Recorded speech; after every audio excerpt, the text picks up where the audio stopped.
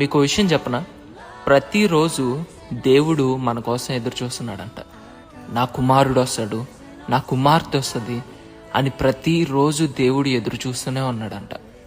ఈ భూమి మీద ప్రతి ఒక్క మనిషికి మనం విలువనిస్తున్నాం, సమయాన్ని ఇస్తున్నాం.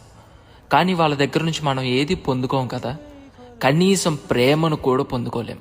కానీ నీ కోసం దేవుడు ఎన్నో మేళ్లను దాచి ఉంచాడు. నా బిడ్డకి ఇవ్వాలి, ఈరోజు నా బిడ్డ నా కోసం వస్తే తనకి చాలా చెప్పాలి, చాలా ఇవ్వాలని దేవుడు ఎదురు చూస్తున్నాడంట. కానీ మనం రాలేకపోతున్నాం, దేవునికి సమయం ఇవ్వలేకపోతున్నాం, ఆయన ప్రేమను పొందుకోలేకపోతున్నాం. నీ మొర మనిషి వినకపోవచ్చు, కానీ ప్రతిసారి నువ్వు చెప్పే ప్రతి ఒక్క మాట దేవుడు వినగలడు. నీ కన్నీటిని తొడవగలడు, నిన్ను హత్తుకొనగలడు. ఆయన దగ్గరికి వస్తున్నావా నువ్వు? ఒక్కసారి నిన్ను నువ్వు ప్రశ్నించుకో. ఎందుకంటే ఆయన ప్రేమ చూపు దేవుడు.